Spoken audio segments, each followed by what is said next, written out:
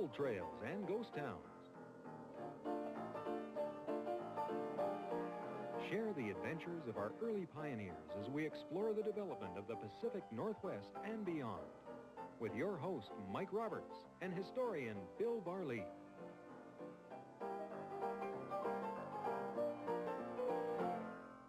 Welcome to Gold Trails and Ghost Towns. Mike Roberts with Bill Barlee, who's not only a historian, he is a collector of artifacts, memorabilia, historical things, and, well, I guess stuff that you find fascinating. That's basically your criterion. Yeah, pretty well. I collect Old West, Mike, but occasionally I deviate from that specific area. Yeah? You know, collect other things as well.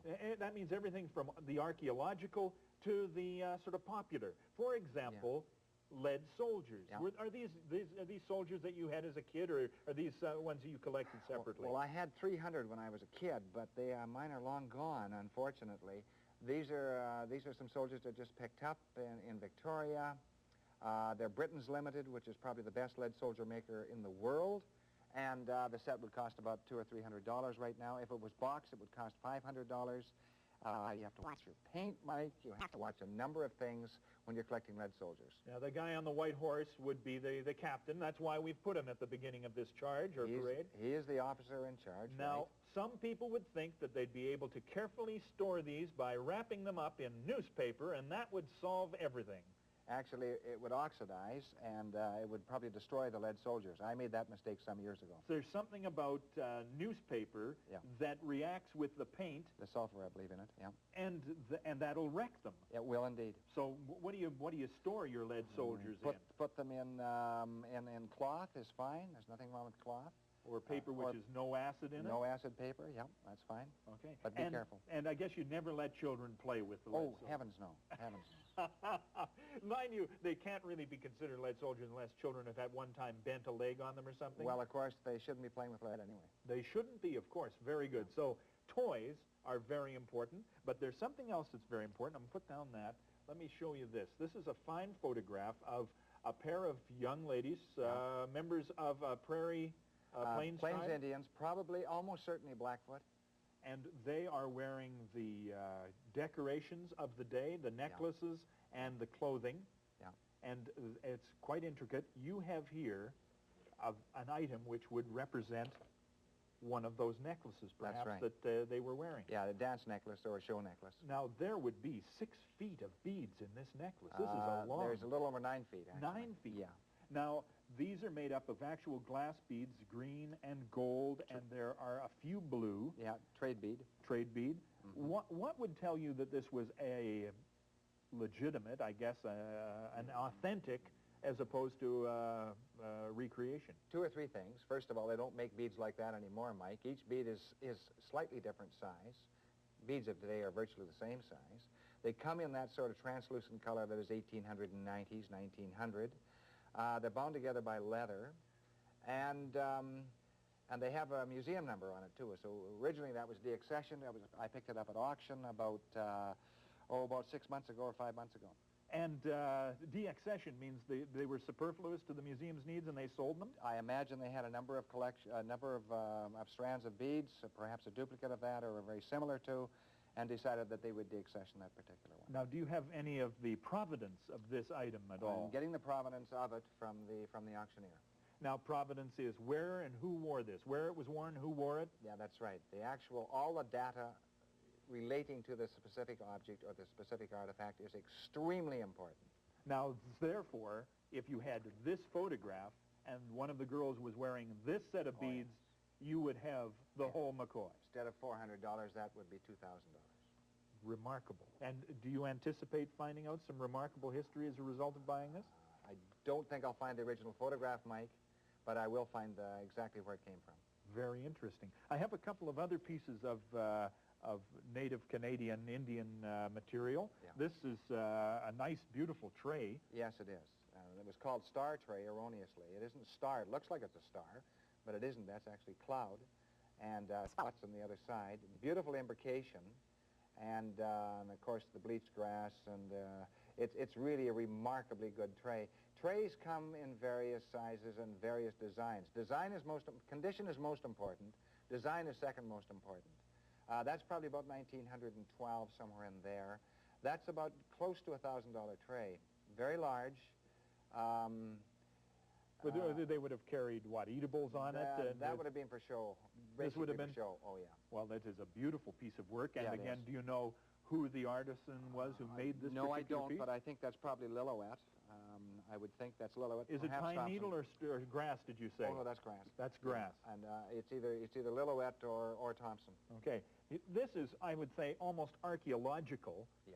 And you might find this one on a riverbank or someplace. It might just look like a stone in the garden, but in actual fact, it's some sort of a pestle. No, it isn't actually. That's a paint pot. A paint pot. Yeah, it looks like a pestle, but it isn't. Or the mortar part of the pestle is what it looks like. Yeah. Because the pestle is the hammer. Oh, okay. So, and you can still see just a little bit of the paint inside, and that was ochre, of course, was used there.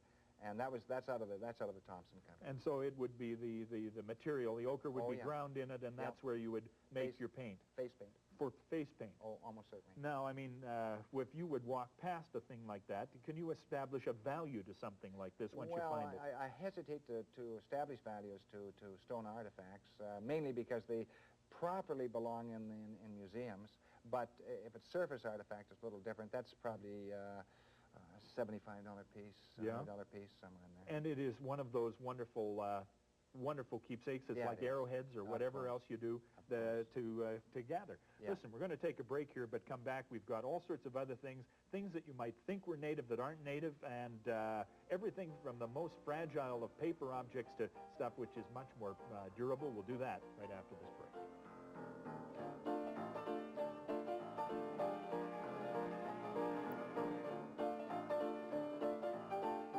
And Bill Barlee, and we're talking about antiques and collectibles today, and I'm happy to see that you've got these covered in plastic today because you've got to take care of your antiques and collectibles.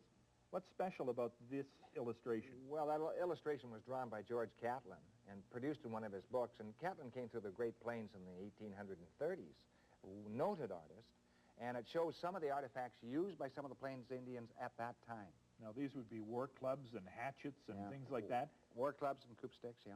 And were these hand-colored, too? Yes, they were indeed, yeah. This is peace pipes and various ceremonial pipes. And the interesting thing, on the bottom of that, you'll see the word G. Catlin. That's the artist, of course. And these pipes in red, in the red stone, it was called Catlinite. The Indians mined this, but they named it after Catlin, which is interesting. So these would have been plates for a book, but are artwork because they were hand-colored and they're original pieces of work by him. Yeah. If you get the original book, it runs up to hundreds and hundreds and hundreds of dollars now. Well, that is... Now, you see, that you might just let that slip by, but you shouldn't. Now, the other thing is I always found photographs to be, interesting, but not as such particularly valuable. But what makes a photograph like this so valuable? Well, first of all, that was taken by Sidney Norman. I bought it off Alma Morgan Harris, who was the widow of John Morgan Harris in Sandon. So just John Morgan Harris was who? He was the King of Sandon, the Silver King of Sandon. Died in the 1950s. So you bought this from the Queen of the Silver King of Sandon. That's correct. And that particular one is of a ghost town. And, of course, that's the Sandon Hotel, which is no longer there. That would be a $200 picture today. And it is an original by this photographer. Yeah, taken in about 1950. Sidney Norman was the best mining reporter in the Northwest. Well, there you have it. So a photograph in itself is not just a reproduction. It could be an original and very valuable as such. Very valuable. Don't let people copy them. Okay. Tins. You are a fiend for tins, and some tins are better than other tins. What makes this a great tin? Well, that's marvelous. It's a beautifully illustrated tin. There isn't much wear on the tin, which is extremely important. There's lots of color. It's dated. This is the coronation of Edward VII, 1901, and there on the top of the tin it shows Edward VII and Mary, his queen. And he didn't last long. I think by 1910 he had passed away. But remarkable tin, and in that condition, very hard to get. That would run at about, on the market, anywhere from $200 up because of its condition. And once again, everybody has got tins of one kind or another, and if you keep a commemorative tin for a long time, you will have the start of a very good collection. Yes, but really, if you're collecting tins today, you should try to go back to just before the turn of the century or turn of the century, maybe up to 1930. Right. Tuckett's Orinoco Fine Cut Mild Cool Tobacco. Yeah. And this one, there are all sorts of things that people might want to just with their thumbnail peel off. Yeah. Don't do it. No, don't take off the labels. The label will give you the date. That one was registered in 1915. It's a Canadian company. It's actually in very, very good condition. There's a temptation to take the label off. Don't. And because that, actually, this excise label gives you the precise date and the excise number and everything you need to know about some of the background of And this you should know where the tobacco. tins came from. That came out of a house and trail. Yeah. Will you hand me that the little caps over there? That's kind of a neat thing. This is blasting caps. Yeah. Now, the only thing that would make this more valuable and much more dangerous is to have it filled with blasting That's caps. right. Never shake a blasting cap box. Always uncork it. I uncorked this earlier, but I can't uncork it now. And inside it, it's got little cardboard bumpers and stuff like that. So very valuable and very impressive. Yeah, trying to get those now. I mean, they used to sell for $3 a tin on the market. Now it's that particular one would be $75 or $100. Very nice. Very nice work. Every so often, you come up with something that, leads you to other places. Now, if I were on a shooting range near Esquimalt, I would figure, well, this was just, something that they were using for target practice. But this was found where? This was found either on Fort Yale Bar in Old Yale on the Fraser River or Hills Bar, and it was found by August Sinclair Milliken. He found 3 or 4 of them, and he was an old mentor of mine, very fine man, passed on just a few years ago. And this obviously came from the HMS Plumper that came up there to put down the Ned McGowan War. And Ned McGowan was a desperado from California who'd been driven out of California, and they fired a few shots to let them know they were serious. This would be impressive. I mean, look at the size of the... You wouldn't want that whistling past your ear. You would say, I want to be somewhere else. Or through your ear. That is... And look at it's got the brass ring there to give the additional compression. Yeah. The Plumper fired that in the Ned McGowan War. What year was it? 1858? About 1858, I think. I mean, my memory should serve me better, but I think it was 1858. Very, very impressive. Making a giant leap here, I thought when I was originally looking at these that it was some native craft, but not native craft at all, and it looks like it's made of burlap. Yeah, it's actually it's a type of flax and handmade by the Doukhobor community in Grand Forks, and actually purchased that some years ago from an old dealer that I have known there for many, many years, called Mr. Chernoff. And I think it's really quite remarkable. They haven't been worn much, but they did wear quite well. And were they wear as slippers or were they worn as shoes outdoors? Yeah, worn as shoes. Phenomenal. Now, these would not be that old.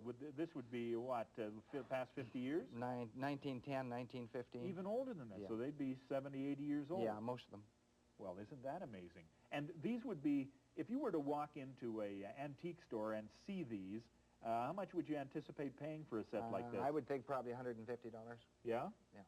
And nobody's making anything quite like this today. These are hard to replicate. Very difficult. All sorts of other stuff is getting replicated, and one of the big things is badges.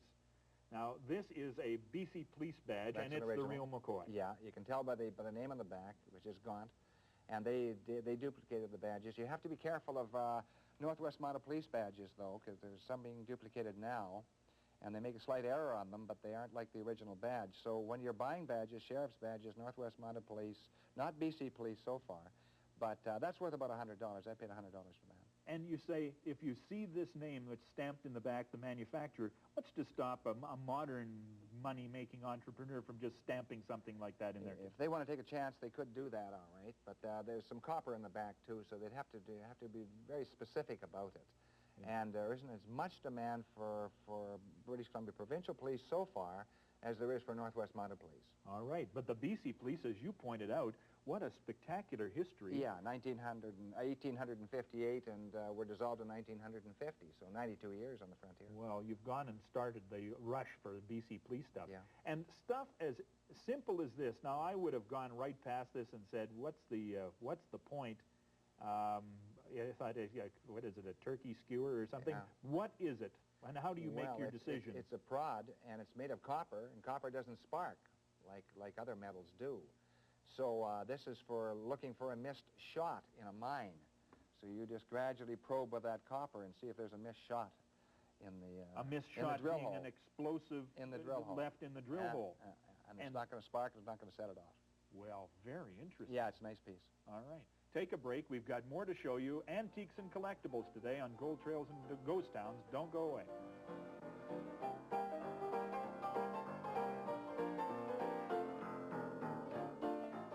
Trails and Ghost Towns, Mike Roberts and Bill Barlee. And Bill, the next one we're going to show has a little story before it and a photograph. What is this photograph of? Well, the photograph is of the famous or infamous International Hotel in Roslyn, B.C., burning in 1902. And some people grabbed some stuff when the hotel was burning and made for their own homes. Sure. What do you grab? Do you grab money? Do you grab object d'art? What do you grab? They didn't grab money. They grabbed, in this case, they grabbed original old saloon picture, which they liked. And this is called On the Plains. Yeah, it's a print, 1897. It's a beauty.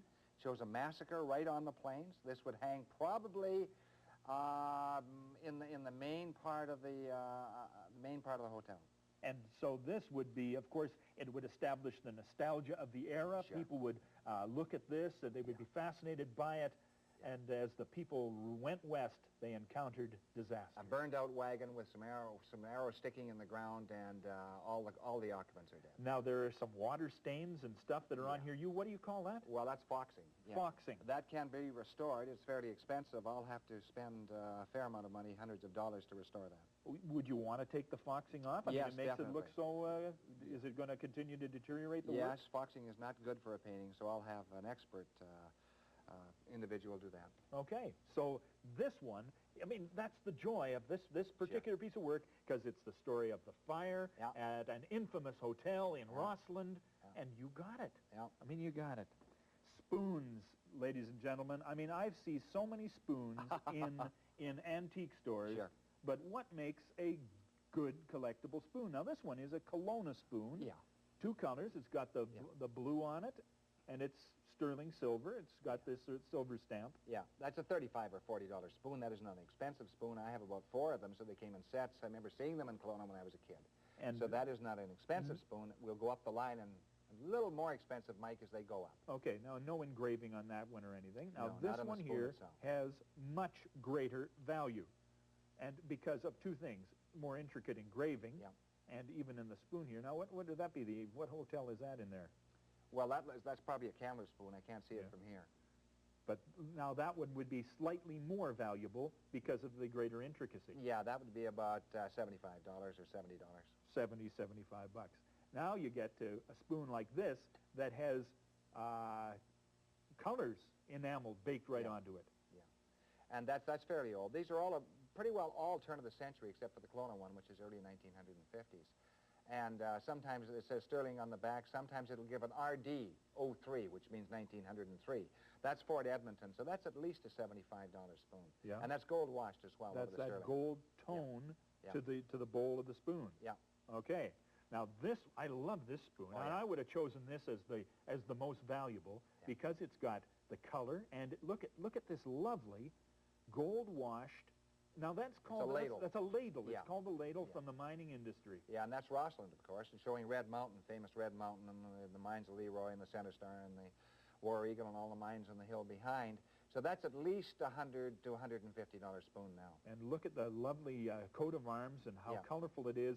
And of course, when you take a look on the back, you find the stamp of the maker and the fact that it is sterling silver. And that's just after the turn of the century as well. Okay, I'm going to put these two side by side because this one is the valuable one. This one here. That's just as valuable. And you know what? It's not as nicely made. I mean, Winnipeg, Manitoba is engraved in the bowl of the spoon, and it's not even... It's true. That's true. But that particular one of Winnipeg, the reason it's valuable is because there is a small locomotive up top. It's an 1890s locomotive. Anything with railway makes it more valuable? It does help significantly. That one on the Rossland one are worth still between $100 and $150, and the prices of those are going up dramatically. I picked up most of these from dealers, all of them from dealers virtually, for $15, $20, $25 each years ago. But now the good ones are surfacing. Oh, of course. Anything with CPR on it has got to be worth something. Even relatively late. This trainment getting very difficult to pick up.